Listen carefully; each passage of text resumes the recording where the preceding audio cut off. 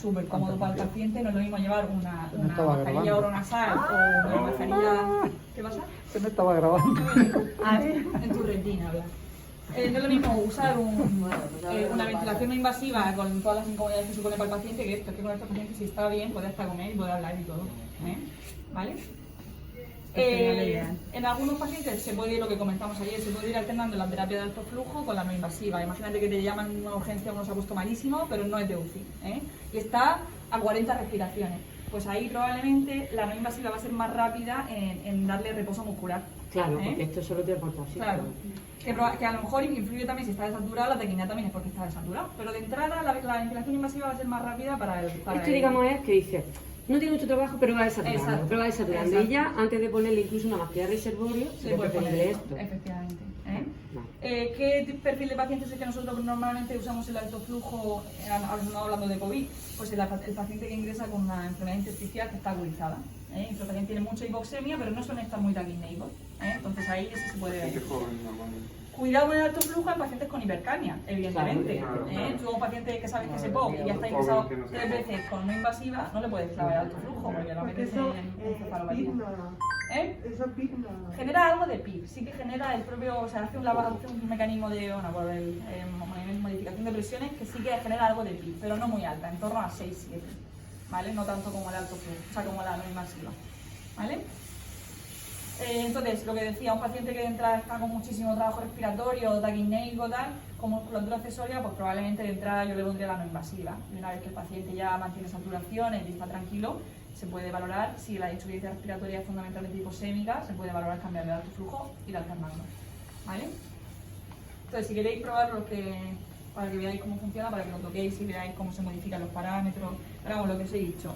Si está bloqueado, se desbloquea con estos dos simultáneamente. Bueno, a ver, vamos a ver. Se desbloquea con esos dos simultáneamente y una vez que se desbloquea ya te permite modificar parámetros, ¿vale?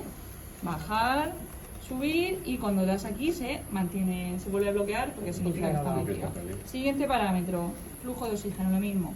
Con los dos botones estos los desbloqueo y ya pues voy subiendo, voy bajando y para validar, digamos, ¿vale? O sea que me muevo con este, desbloqueo con este y confirmo otra vez con el mismo. Es fácil. ¿Vale? Sí, este está súper fácil. Y lo que os decía, importante, hay gente que a lo mejor no lo ha montado nunca, no lo ha visto, monta todo esto, monta la tubulatura y se le olvida poner el caudalímetro. Si no pones el caudalímetro no puedes aportar el oxígeno, ¿vale? Porque esto es lo que te conecta a la fuente de oxígeno. ¿Y aquí hay que meter algo o no? ¿Viene así montado? Aquí lleva esta pieza, esto viene tal cual, que viene encajado, Y esto ahora toma y esto va oxígeno. al agua destilada.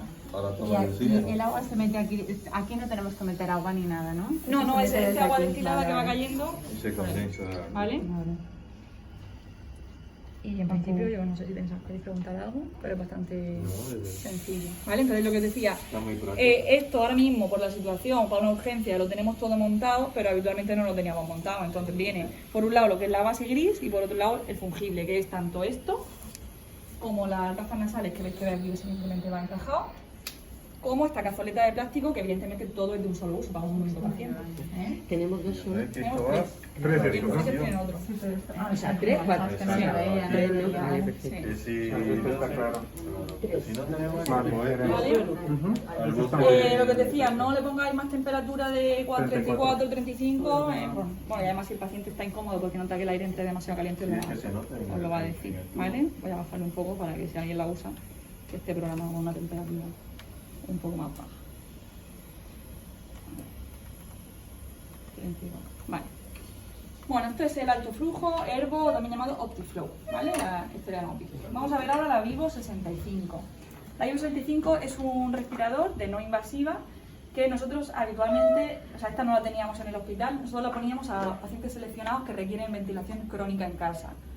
¿Qué perfil de paciente? Pues los que veamos que tienen altos requerimientos, o sea, que no puedan estar con un ventilador perrunero, así para entenderlo. Por ejemplo, un paciente que ingresó el año pasado que llevó a Ana, que era un chico con una malformación de nacimiento, obeso, que vino con una neumonía, malísimo, un paciente muy gordo, pues a lo mejor con un respirador muy básico no va a tirar, porque se queda corto. Necesitamos un ventilador que le dé un poquito más de potencia.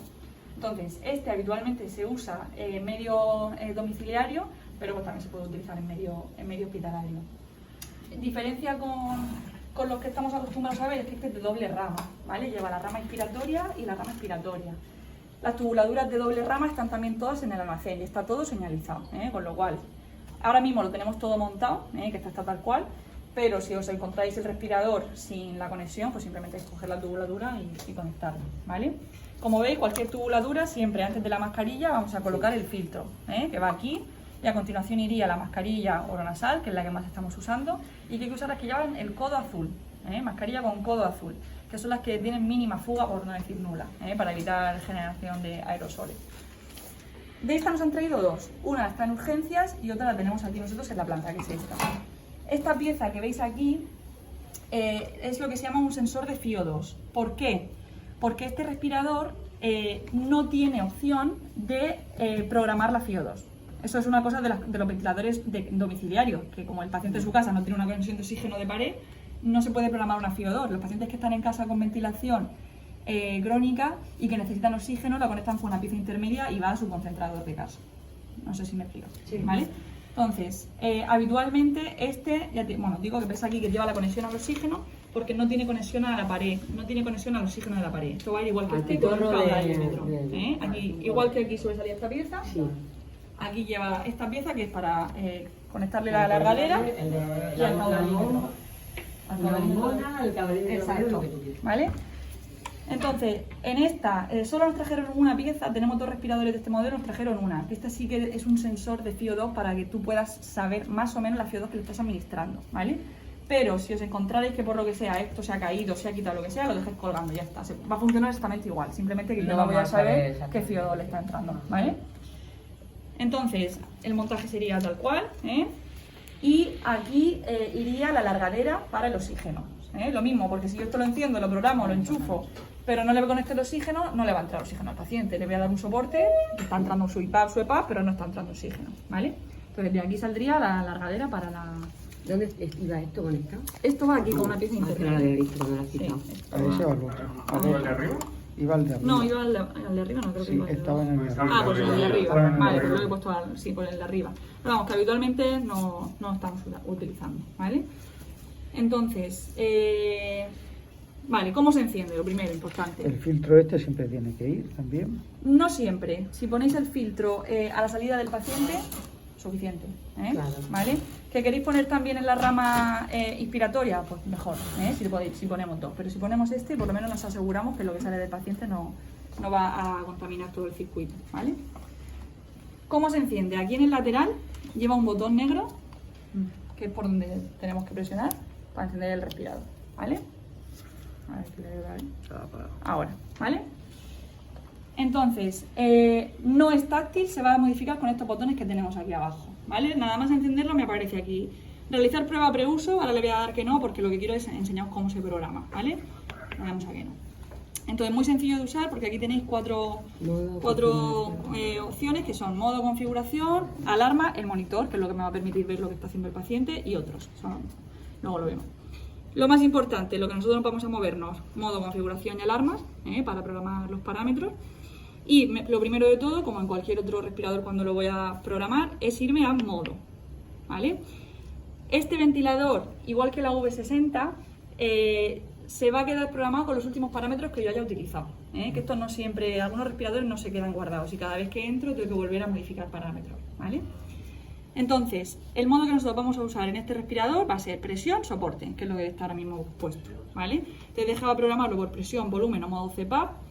El modo volumen nosotros no lo vamos a usar y el modo CPAP en algunos casos seleccionados se podría utilizar, pero no es lo habitual. ¿En qué patología se ha visto que es igual usar modo presión de soporte que el CPAP? Pues en el edema agudo de pulmón.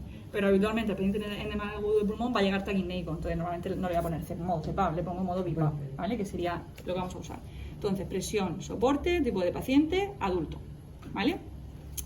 Y modo de uso, ahora mismo está en modo clínico. ¿Qué significa que está en modo clínico? Significa que puedo tocar la BiPAP y modificar los parámetros. Si entramos en modo domicilio, es como si el paciente lo tuviera en su casa. Está bloqueado para que si él lo toca no se modifique nada, no se mueva, ¿vale?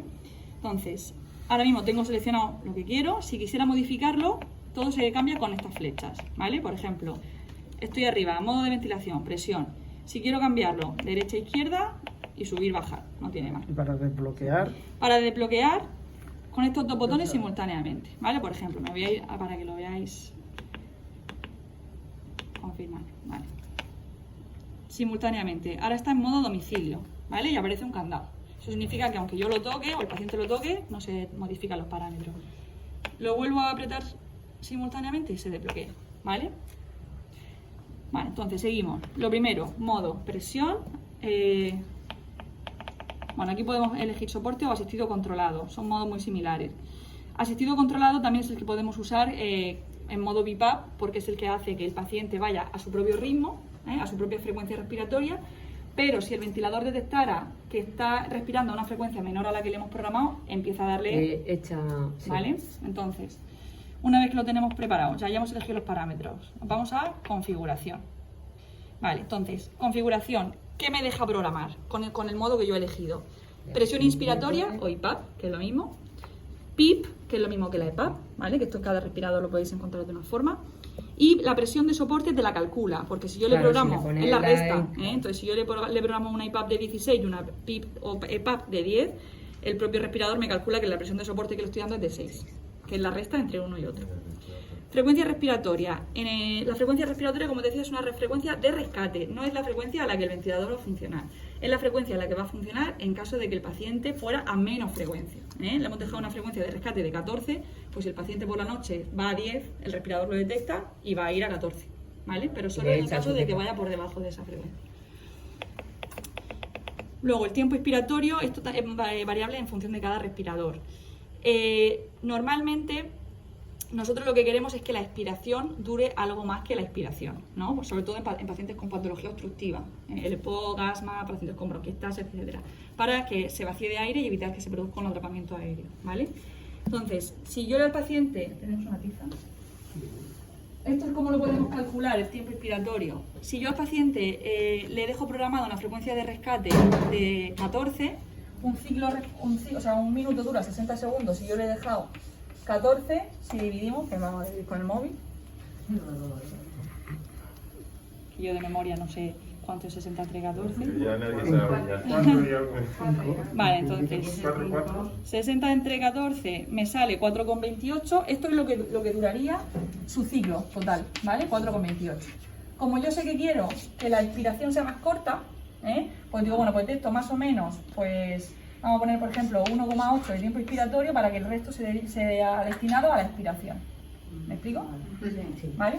Entonces, aquí le programaríamos un tiempo inspiratorio algo mayor. Vamos a ponerle, por ejemplo, 1,5, 1,6. Y abajo te calcula cuál es la relación IE, la relación entre la inspiración y la expiración. Si veis, si yo modifico esto, lo de abajo también se modifica, ¿vale? Si la expiración se prolonga, la expiración se acorta y la relación se modifica, ¿vale? No sé si lo habéis entendido. Sí. Vale, luego, el tiempo de elevación. Tiempo de elevación es lo mismo que la rampa. Entonces, en un paciente en agudo, quiero una rampa rápida. Que es el tiempo que tarda el paciente en alcanzar las presiones máximas.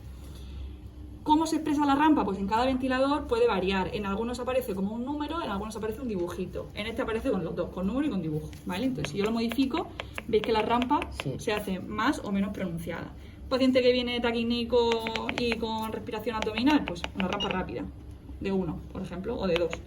Cuando el paciente ya está estable, ya ha recuperado su frecuencia, pues se le puede poner una rampa un poquito más suave, ¿vale?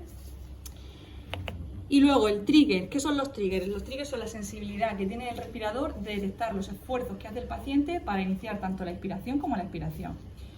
Si yo le pongo al paciente un trigger muy sensible, es decir, muy rápido, a veces el paciente te dice que tiene la impresión de que el respirador va más rápido que él, ¿vale? Te dice, uy, que aún no he terminado yo de tomar el aire y ya me está empezando la expiración. Entonces, lo mismo que pasa con la rampa. El trigger en algunos respiradores aparece como un dibujito, en otros con un número. Yo de memoria no me sé cada respirador cómo lo expresa, entonces simplemente lo podéis comprobar y moveros por aquí. Entonces, por ejemplo, en este el trigger va desde 1 hasta 9. ¿Vale? Un trigger de 1 sería un trigger muy sensible y un trigger de 9 muy poco sensible. Yo normalmente lo suelo dejar en 3-4, ¿vale? Y se puede modificar. Si el paciente te dice, va demasiado rápido el respirador, pues le pones un poquito un trigger más duro, más tirando hacia 9, ¿vale? Que al contrario, que te dice, voy yo más rápido que el respirador, pues un trigger más sensible, ¿vale?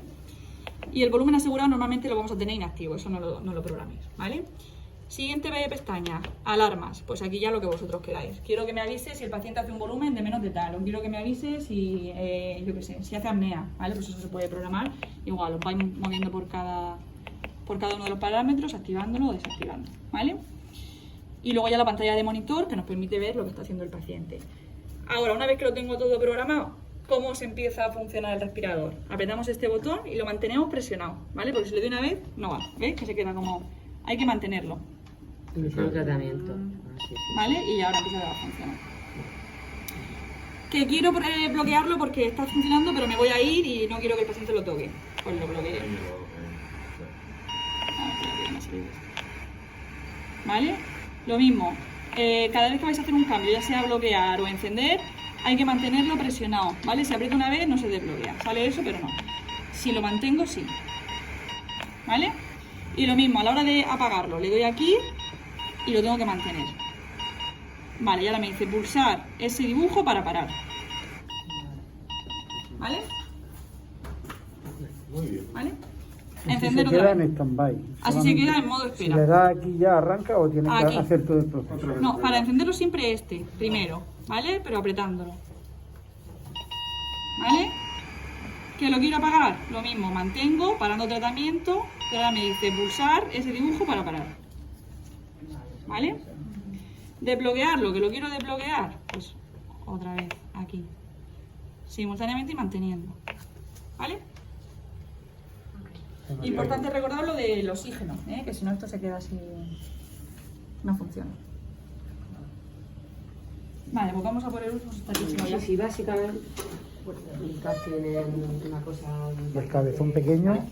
El pequeño lo tiene ahí Miguel, es que íbamos a cambiar, pero es un poco tarde, no sé si... Para los Si no nos quedará solo por ver, allí quedaría por ver uno.